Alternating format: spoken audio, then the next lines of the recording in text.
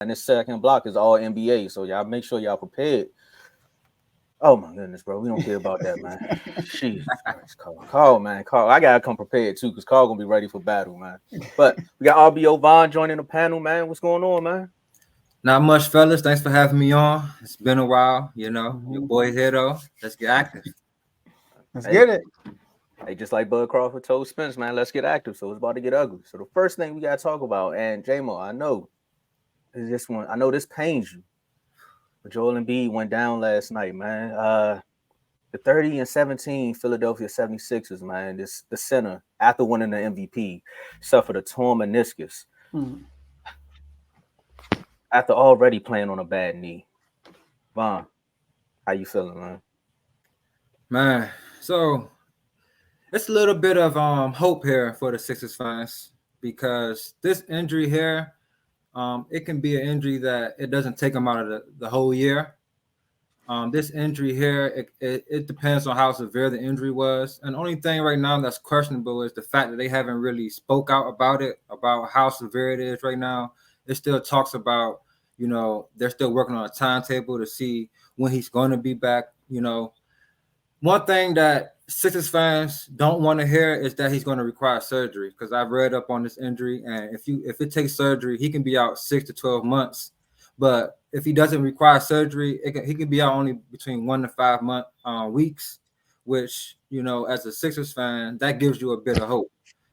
The Sixers right now are fifth in the East. They're right there above Indiana at 6. So it's a chance that they can take some L's with Embiid sitting and they can end up in the play-in. However, like I said, if it's not a severe injury, he can be back within a month and a week, which is not a lot of time. Now, without Embiid, the Sixers are 4-9. With Embiid, 26-8. Now, their points per game dropped about 8 points, which is a big thing. However, I think this can actually be a good thing for the Sixers if Embiid doesn't require surgery, though. That's the key here. He Come back. can't require surgery. If he takes surgery, it's over. It's a wrap. It's a wrap for them. Now, Maxi's averaging about 27 points a game this year. He just had a 51-point game last night without Embiid against the Jazz, which, is a good sign for the Sixers. It allows Maxi to truly find his way because he started the season, the Sixers, it was like them two, the dynamic duo. But then all of a sudden, Embiid just took over. It was like an Embiid show. And Maxi had some decent games. However, it was truly an Embiid show. But who I truly think this is going to help, not just Maxi, is Tobias Harris. Tobias Harris has to have that confidence in his game to step up and be that third person. He's averaging about 18 points a game, but without Embiid, his average jumps up 3 points to about 21 points a game, which that's what the Sixers really going to need. They're going to need that third guy out there in the playoffs when things get down to the nitty gritty. And I think Tobias Harris can be that guy for them. So, to be honest, this is more of a waiting game right now. We have to wait and see how severe the injury was and what kind of plan they have for Embiid to really, see where this thing is going to go. Mm-hmm. Joe? Yeah. So I agree with you. I feel like it all depends on how severe the injury is. If he missed a year, obviously they have no chance to like make it to the finals. But it's supposed to be Embiid's year. Like I felt like once the playoffs start, Embiid will have his best playoff run. I mean, last time he had a decent playoff, a good playoff run was when he lost to Toronto. That was a minute ago. And you felt like he's going down the Jokic and Giannis path. They both won 2 MVPs and they both both won a championship after the second MVP. So I felt like he's gonna make a run this year, and next year will be that year he might finally get that ring. But his injury takes a shot. Now, it like you said, a blessing in disguise. If he is hurt and could come back, it gives an opportunity for others to step up. Even Max, I know you said not Maxi. Maxi actually is crazy. He averaged less without him. He's shooting worse without Embiid than he is with Embiid. So this is a good opportunity for him to find a better rhythm without Embiid being on the floor. But like I agree with you 100%. Tobias Harris is an X factor to all of this. It depends what Philly does because they still can trade him because he's Yeah. on the last year of his contract. They can get a lot back for him. Somebody can pick that contract up. It could be an expiring contract for next year, all that good stuff. But they can still keep Tobias. This is like a pivotal moment for Tobias Harris. And I feel like when he's like you said, when he's not in the lineup, he does a great job. I still remember he almost dropped 40 on us when Embiid wasn't there. You know, but this is a huge blow for Philly. And then there are also rumors saying that pretty sure Tom was gonna talk about this probably, but rumors saying that he only went out and played because of the scrutiny he was receiving for missing games. So that right there is, if that's true, it's kind of like don't follow the media, don't follow the news. If your goal is to win the championship, right? Have a tunnel vision, tune all that stuff out, go with your game plan. Now, I do think that he was hurt this time against for Denver, but in the past, I thought he could have played in Denver. But the past stuff kind of hurt him in this situation when it's actually probably real that he can't play. So, yeah, that's my take on that. Yeah, now I was going to allude to that because he said he already missed 3 games because of left knee soreness, right? So that probably is what led to once Kaminga fell on him, it tore because it could have been a sprain or it could have been a fracture. I don't know. Maybe my athletic coach or athletic doctor Carl can let me know more in the comments. But it could have been Right. that, and this goes back to what Ty issue was about what Halliburton said. Remember about if players are actually hurt, why are y'all enforcing this rule that they can't get their awards if they don't play a certain amount of games? I think they gotta play. They can't miss no more than 17 games, right? Yeah. But if they're actually hurt, like you see an MRI report come through that they are actually hurt, no non-COVID illness that they sitting out for, then I think they should still be eligible for their awards or anything like that. But again, it's forcing players to go back out there. Left knee soreness, they like, man, just ice up and go back out there. You know how old timers is, man. I walk to school in 15 feet of snow. Y'all out here act like y'all can't take a foul nowadays. And that's probably why he went back out there. And now look, the season might be over. The 76ers may be looking to either still try to they can still make the playoffs because at the end of the day, you got the Pistons in the Eastern Conference. Like you can make the playoffs. But who's their backup? That's what I wanted to ask y'all. Is it Mo Bamba? Paul Reed. Paul Reed? I ain't gonna lie, he been balling. So again, this is a moment when coaching really comes into play where it's like, okay, you got Tobias. Technically, I could see Tobias getting traded to bring in someone else. I mean, or he could step up. They might give him 2 games. The trade deadline is like almost next week sometime. So he got at least 1 or 2 games to prove that he could be that guy. Other than that, they're gonna make the phone call and see if they could build some pieces around Maxey. But it's just probably not the 76ers year this year. So I want to. It's funny how you said that about the old heads. Hey, Joe, remember Gene used to say, we used to be like, it's cold. He's like, y'all soft. Shout out Uncle Gene, man. He a diehard Cowboys fan too. But I got a proposition for the NBA to solve this problem with the 17 games thing. You know how like at work you get like sick leave, things of that nature.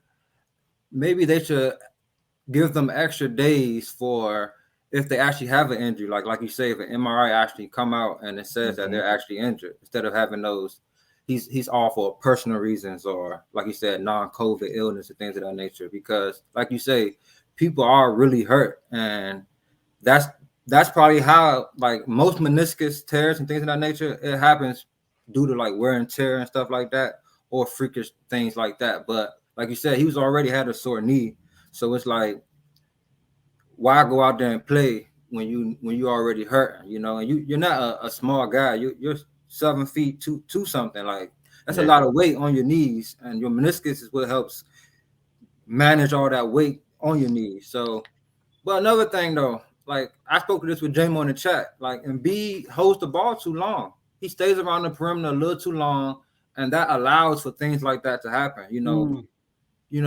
If you watch that play, I think it was Tobias Harris who came on the curl on the 3-point line. And he faked the pass and tried to back down Draymond from the 3-point line and didn't see Kuminga come from behind him and steal the ball.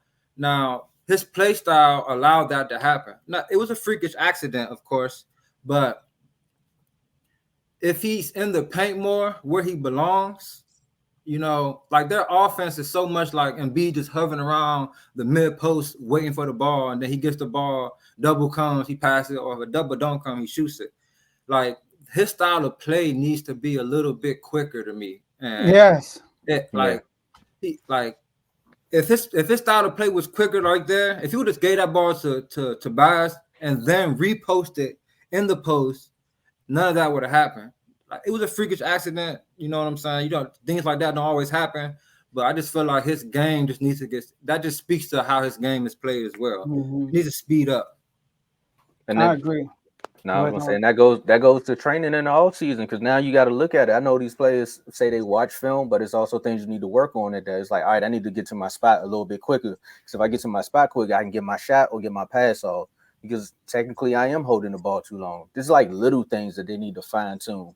And that was one of my issues with Bradley Beal. It was like, bro, you went from being a pinpoint say a 3-point shooter, dead eye range, and then all of a sudden, you had to put the ball on the floor. You had to learn how to pass a little bit more, but you stopped shooting threes. So at some point, you let them take away from what you were great at to build on something else when technically you need to add to your game. Like, still be the threat from the 3-point range, but then also let them know that if I put the ball on the floor, I can score as well. So with Embiid, we know you can shoot the three. We also know you're big that it can back people down, but again, get to your spot quicker, easier shots.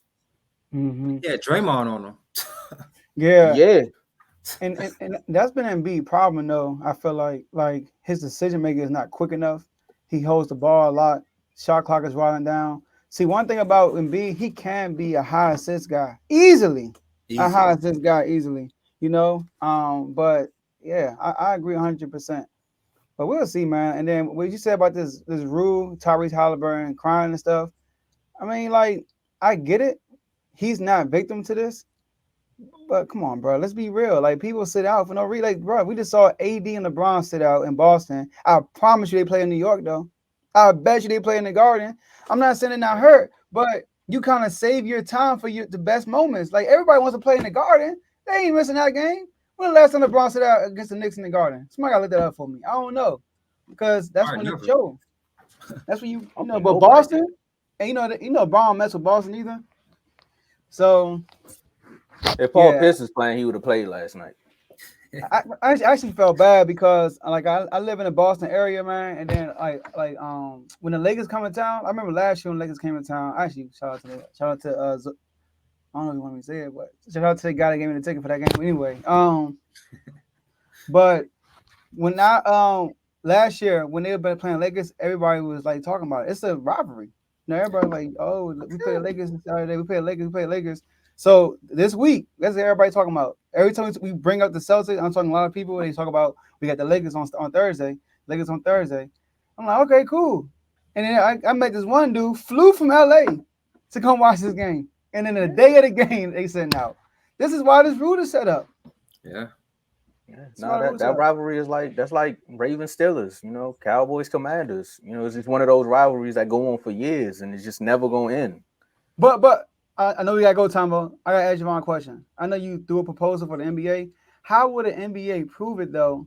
Because like AD and Braun, how when soreness stuff like they're sitting out because of soreness.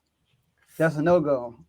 He's No, I, saying I need I need an actual MRI or something. Like I need or something. injury like a I need an actual like that's a good question though. That is a good question. Like how to have that legit to the point where they can't lie and they fake it. better send the NBA doctors, not your team doctors, the No, actual for NBA real. doctors. Have NBA doctors. Yeah, that's probably how they got to do it though. Yeah, Yeah. one team have an NBA doctor on there. A doctor that reports straight See, to the that's NBA. more money for the NBA though. That's more I money at the mean, NBA's pocket. Yeah, they ain't I gonna do mean, that. Say, honestly, I but got if your you look, job. but you gotta look at it like this: would you rather pay them more money to know that your stars are gonna play and more fans are actually gonna be interested in the product, or would you rather keep doing what you're doing now and start to lose interest from the fans? Oh, I don't think the fans losing interest. I think we straight. The You players sure? aren't getting mad You get because 50-point games every other week. Shoot, they they got this good. new rule. People will adjust to this rule. They will. This year just all have it. Like, oh, this is BS. Then once they realize NBA, like, nah, bro, this is what it is gonna be going forward. they will adjust to it. Start working out more, right? Facts. Eat healthy. Anthony Edwards is the only superstar the only all-star in like the last 10 years that actually played 82 games in the season. You said Anthony all-star? Edwards. Yeah, he Yeah, all-star. all-star. All-star, yeah. 2 times?